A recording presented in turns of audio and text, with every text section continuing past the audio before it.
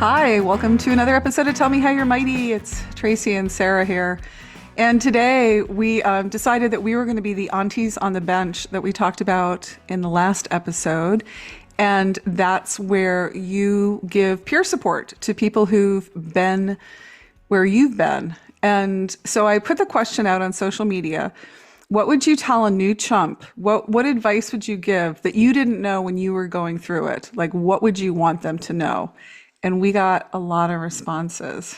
Sarah, what would you want to know that you didn't know?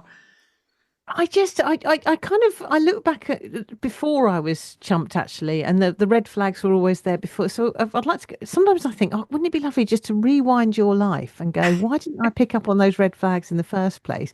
But then I think it's a case of, don't continue to invest in this individual. Once that whole, it's a mantra I use for my children. Once someone shows you who they are, believe them. I would have not made the time and effort to try and save my relationship. I would have gone straight to a solicitor. I wouldn't have wasted all that energy and upset on trying to win him back and then having to go through the hurt again and having to spend my time being the phone police Oh, and God. making him feel like a prize. I wish I'd just put his stuff in a bin bag, left it out on the doorstep, and merrily got on with my life and left him to his own devices. Yeah. I mean, it's a very common regret, but we bond and it's very hard to unbond. And I think we have to give ourselves some grace on that point. I mean, look, I started a whole blog because of that very regret that here's my trial tested results of what not to do. Here's a blog, here's a book, learn from the collective. And that's what we're doing today. We're learning from the collective and getting pep talks. So if anybody's like new to this suck fest, you can hear the voices of people who've been there. So should we start Yeah. with I Jennifer? think that's it, isn't it? It's the people that have been there. And I think I wish and actually, it was listening to the voices of people that had been there that really changed my mindset because I'd been reading a lot of the online advice, which is aimed at saving your marriage. So I'd very much bought into the mindset it was my fault.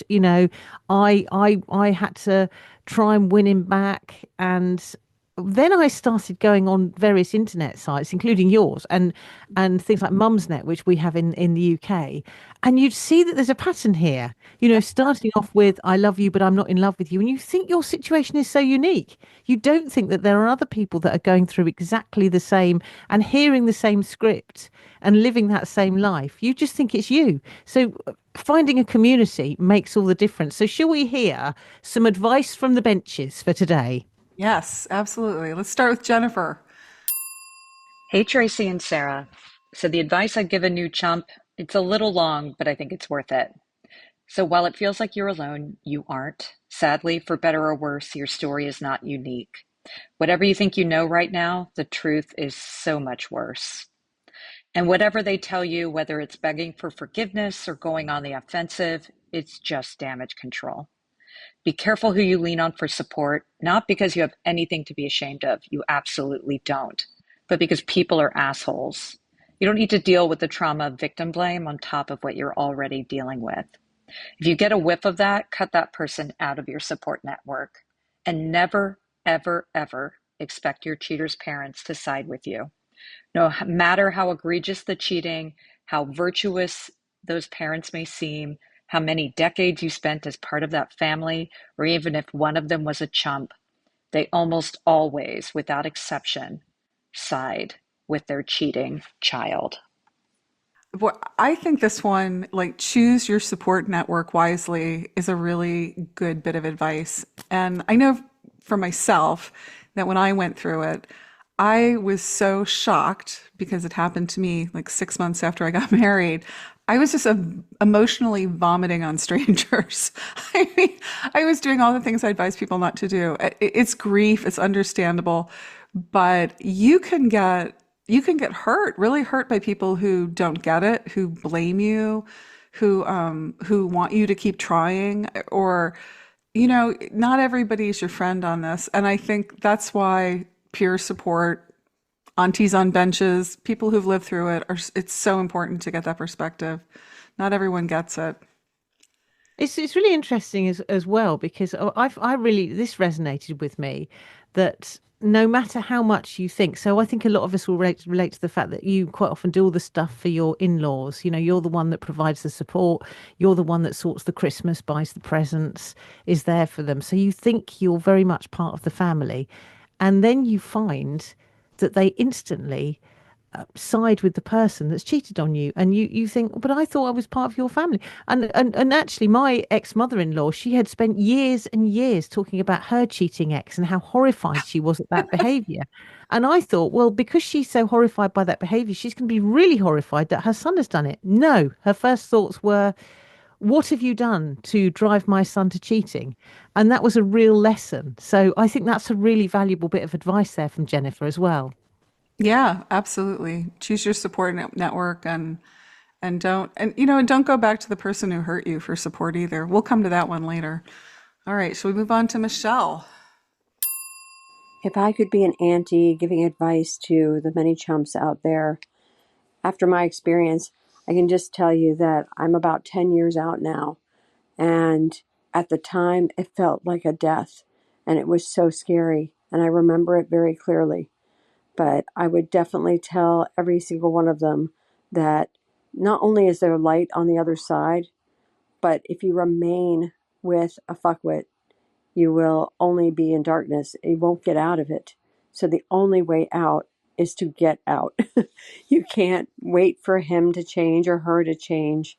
If they are cheating on you, and if they have been cheating on you, then there's a lot of gaslighting. There's a lot of lying involved, but you will be okay. Find your friends, find your family, find anyone that can help you, and just keep moving forward. You will get out of it.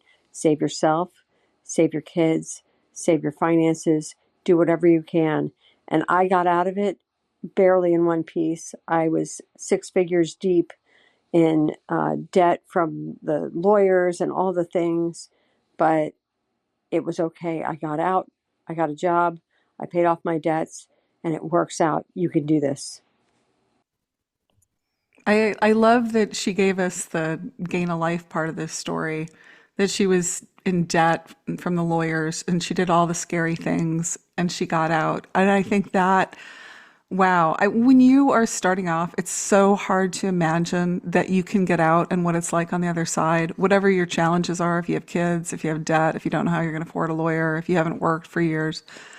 And to hear that other people have navigated the same things and it worked out somehow. I mean, sometimes it's just a very scary leap of faith.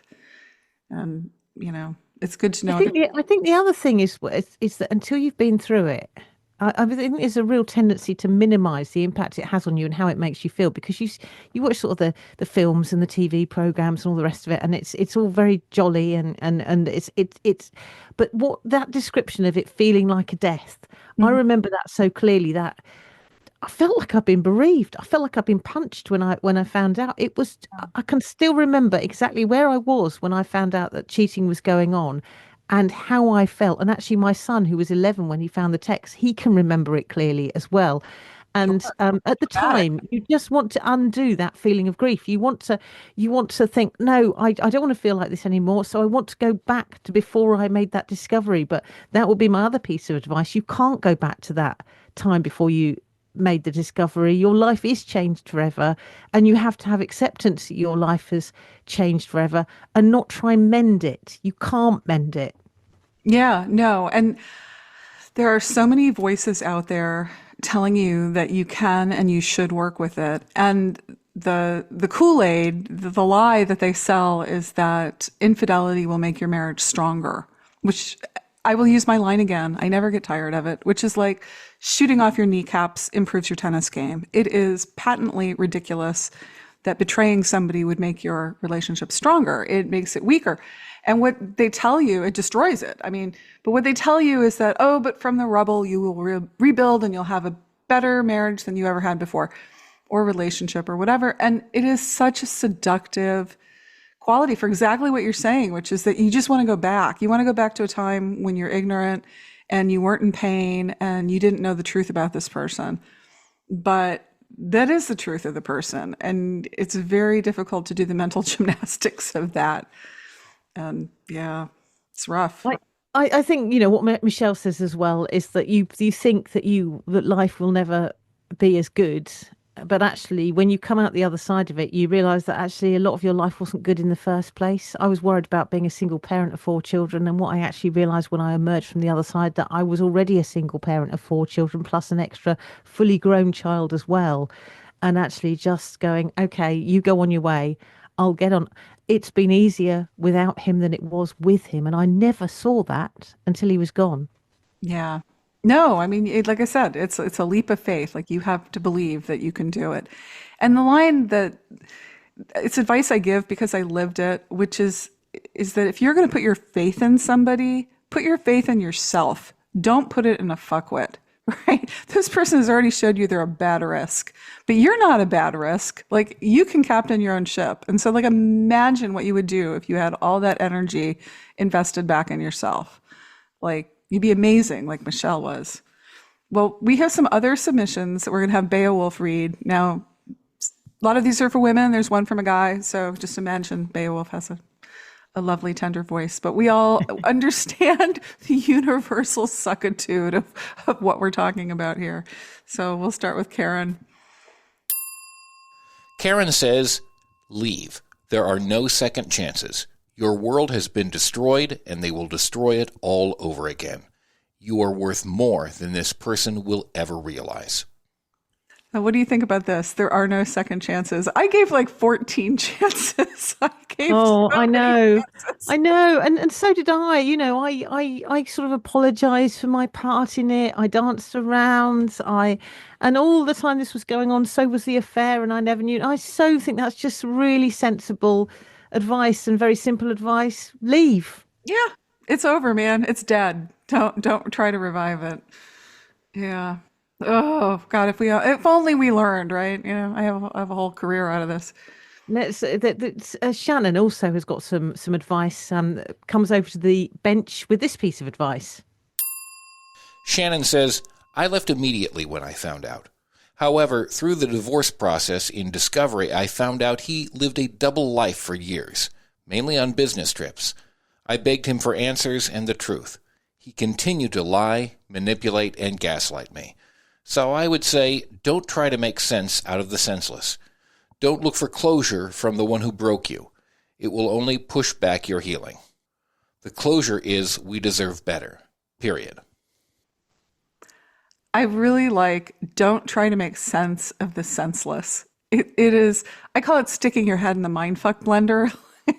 The excuses you get, the blame shifting, the how it's all your fault. You don't want to stick around for that, right?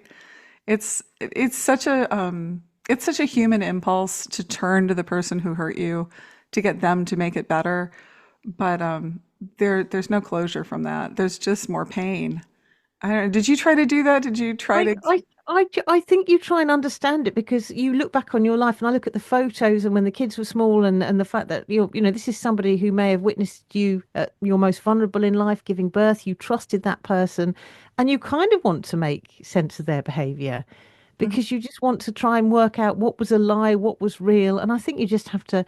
I think just you can't.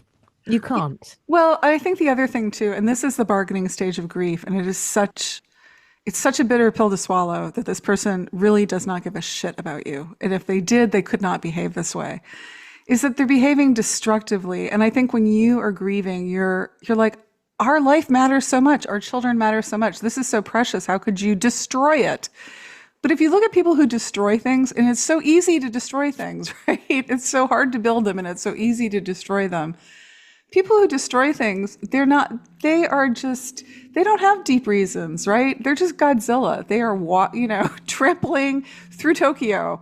It probably feels good. And I think we're sitting there looking for deeper reasons, than I just wanted to fuck that person. Yeah. We just can't that's believe. another piece of advice. There are no deeper reasons. They don't There are no deeper reasons. What it is what it looks like. Yeah, they just destroyed it because they could, because they're not that deep, because they don't care, and because it was fun. I mean, I'm going to get political for a minute. We're living through a coup in the United States. I live in the Washington, D.C. area, and the federal agencies are just being dissolved, and Godzilla is walking through our town. And I'm like, there's all sorts of pundits with deeper reasons and what it means. I'm like, no, they're doing exactly what they said they were going to do. They want to destroy this. There's no, like, wake up, people. It's terrifying. Anyway, that was my political moment. And now we I can. think, I think Tracy has got this is the advice I think we get from your blog, really, in your book. And this isn't me. This is a different Tracy. This is a different Tracy, but she backs up your advice, the advice really that you have said over and over again over the years. Tracy says, go no contact. Take your power back. Yeah, take your power back, man. Take your power back. Don't be that sad, curled up person on the floor. Like, fight back. Fight the bastards. Because contact means the pick me dance. Another one of your phrases starts to take place, and you find yourself again doing all the things that other people have said don't do. Don't try and work out what's gone on. Don't try and mend it. Don't get involved in trying to win him back. Just cut them off. In fact, that's the best way ever of upsetting them and hurting them. Yeah, don't show them your grief. Don't show them your upset, because that's a turn on. They love that. They love the centrality of that. I know it's kind of really hard for people to imagine, but it's what the evidence shows, right? They want you to fight for them, or they want, or even if they're abandoning you, they want to know that you're hurt, that you mattered to them. And when you cut that off, like, oh, it's like you're cutting off oxygen to them. And yeah, stay strong. Yeah. No contact. I think this advice, I really like this. This advice is all brilliant. And actually, a lot of it is overlapping. So let's see what Robin says. Robin says, suit up. Get ready for the biggest fight of your life and don't back down. Yeah, I know for me that this one was really hard. I know I talk a good game as Chump Lady now because I lived it and it was in the past long ago. But get ready for the biggest fight of your life is true. And you are on the ground when this, like, you are traumatized, you're hurt, and it's very natural to feel paralyzed. Most people do not get into fight mode, but you absolutely have got to protect yourself. That's where you got to go. And I know it's hard, but it's really good advice. And let's hear what, again, this really backs up a lot of what's been said already. This is what Casey says. Casey says, you are not on the same team, so stop sending lengthy messages about how they hurt you. They know, they knew it would, they do not care. Follow HIPAA rules and give only the minimum information necessary to achieve a specific purpose and no more. If you wouldn't want to read it aloud in court, don't say it, don't do it. File fast, file first. Shift your thinking immediately to save yourself and get shit done. It is horrible, it is unfair, it is cruel, but it is survivable pain, and at the other side of it is a peace and safety that you can't see or feel now, but it is priceless and worth fighting for. Yeah, I think Casey underlines the it's unfair. I really struggled with that one. I think a lot of people get stuck on it's unfair. It is unfair. And what's next? What's next? If they cared how much they hurt you, they couldn't behave this way. You just got to focus on the next thing. I think what Casey says as well is really important advice. There is another side to this. There is a peace, there's a safety, there's a better life, and that's worth fighting for. And the sooner that you realize that, you cannot change this person, the quicker that you will move towards that better life. Yeah. Well, let's do Aubrey. Aubrey says, you will regret ever doing the pick-me dance. Once you are healed, you would have wished you had packed your bags the first thing on D-Day and never looked back. Remind yourself daily of your value. Your value should never lie in the hands of another person. And if that is the case, you will need to embark on a journey of self-love. There is so much power and freedom in being alone. Don't be afraid of it. You are capable of so much more than you know, and the transformation you are about to experience after this can and will be so rewarding. Yeah, I think everyone who's ever done the pick-me dance regrets it. I know I do. I had a pretty humiliating one. I mean, I'm laughing, but I'm kind of crying. It was really bad. complete with like writing to the other woman, and oh my God, it was pathetic. You will regret it. Don't do it. I remember looking up the woman online that had been having an affair with my husband and almost going into this kind of, right, I can beat this. I can beat this. And I remember when he told me that he was coming back and that it was the worst mistake of his life having the affair, and he cried. And I felt triumphant. I also felt a bit sorry for her because she'd lost this magnificent prize. But I'd never won the pick me dance because he was still. I've told the story before that I realised that the affair had continued when on Christmas Day he had 2 Christmas dinners and spent God, Christmas with both of us. we hate him. And that was what was going on. That was what I was fighting for, and it was that moment that I suddenly realised, no, enough is enough. And actually, she's won the pick me dance. They're still together. I'm delighted that she's won the pick me dance because she can have him. And once you get to that point where you realise actually you're not winning a prize, you're winning a deeply flawed individual, and it will make your life not a happier place to be, but they're bringing those flaws into your life. Hurry them on Yeah, their way. right. And even if they change, and I'm very skeptical, that they have character transplants quickly, at least. Even if they were like their best selves, they still destroyed what you had together. So you still do have to move on regardless. And it's a kind of a pointless question, right? You need to move on regardless. But I tend to think that people who suck tend to keep sucking, and they're not prizes. And anybody who loves you would not goad you into a humiliating competition, period. Should we do Chris? Chris says, be present and know that your worth is inherent and incorruptible. People, even longtime friends, may disappoint you with their inability to empathize. Also, some people you thought were on your side may distance themselves from you. Let that shit go. Everyone's actions are a reflection of how they feel about themselves. You know that you are worthy no matter how people treat you, and that your true superpower now is transcendence and having compassion for other hurting people. I really like this message. I like this message, which is that who you are, it's immutable. Your worth, this person cannot influence what a precious person you are. And again, that's a perspective that's hard to come by when you're in the thick of it. It's advice that goes beyond this into life as well. How no matter how people treat you, you have that worth. Don't let other people have control about how you feel over yourself. And I think, as we pointed out earlier, sometimes it's not just the cheater that devastates your whole world. It's the circle. You've got shared friends to unpick. You've got families to unpick.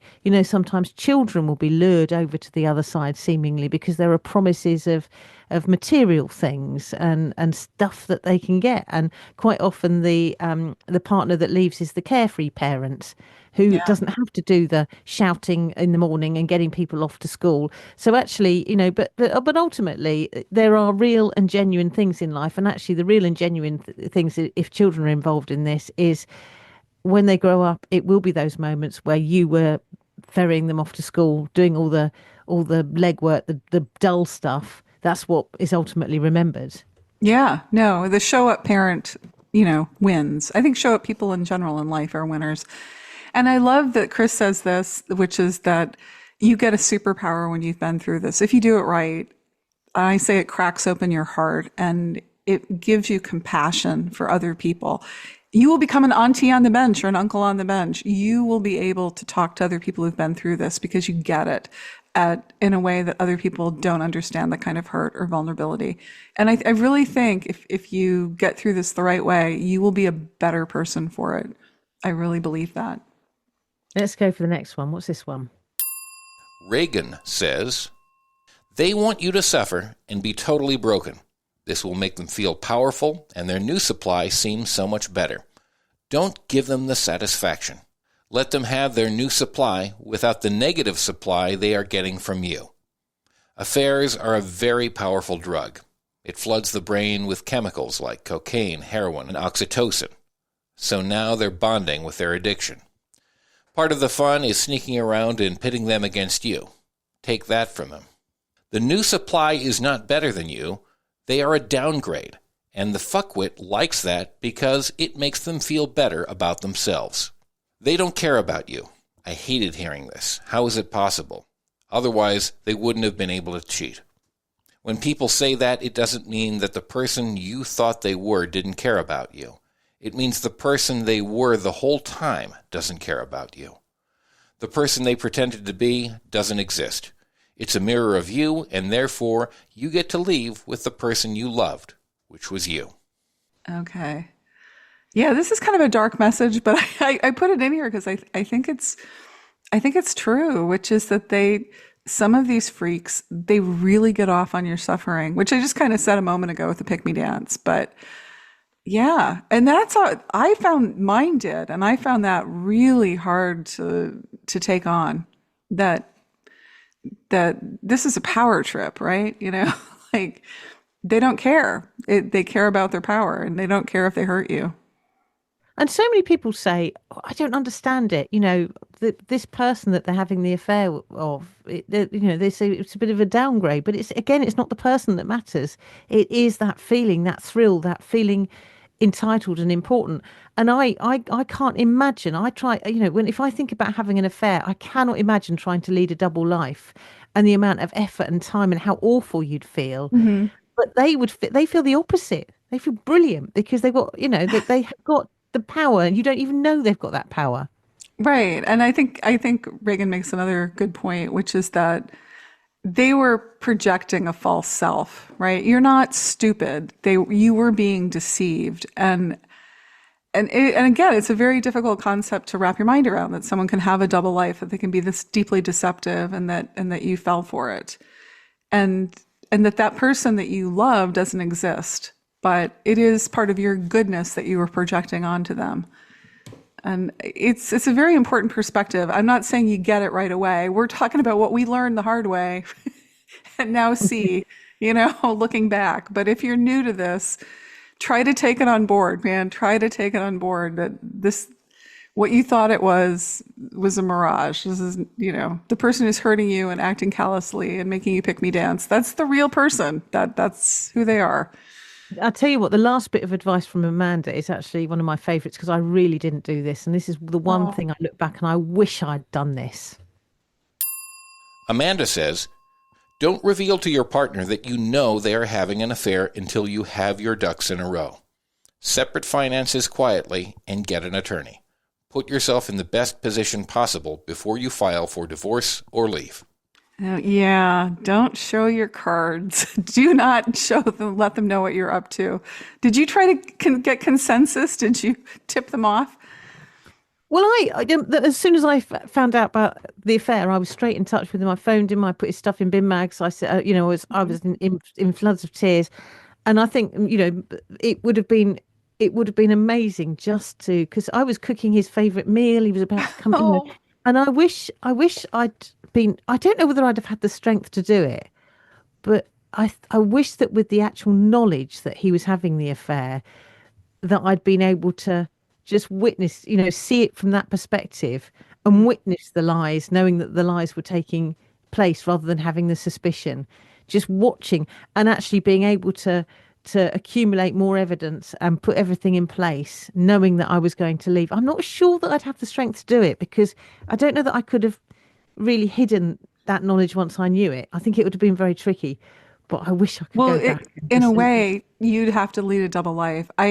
In the beginning, I did all the stupid things where I would confront him and stick my head in the mindfuck blender. But when I was preparing to leave and I was in the lining up the duck stage, I had to kind of conduct a double life. I had to be fake. I had to be plotting an escape and not telling him. And I found it incredibly difficult. I've had stress illness. It's just like not a good way to go through life, which if you've ever tried it, you realize that these people have a different operating system, right? Because it doesn't hurt them to be this deceptive. But yeah, I mean, it's a natural chumpy impulse to confront and to try to get consensus. But what you need to do, again, is protect yourself and be strategic and get out. Get out, get out, get out, get out, get out. That wraps another episode of Tell Me How You're Mighty. You want to leave us a mighty story or a fuckwit of the week submission? Check out our new website, tellmehowyou'remighty.com. That's yours spelt Y-O-U-R-E. We've got all the episodes, show notes, links to our guests, and you can see the tea room where Sarah and I first met. If you enjoyed this episode, please review the podcast and follow us. Thanks. See you next week.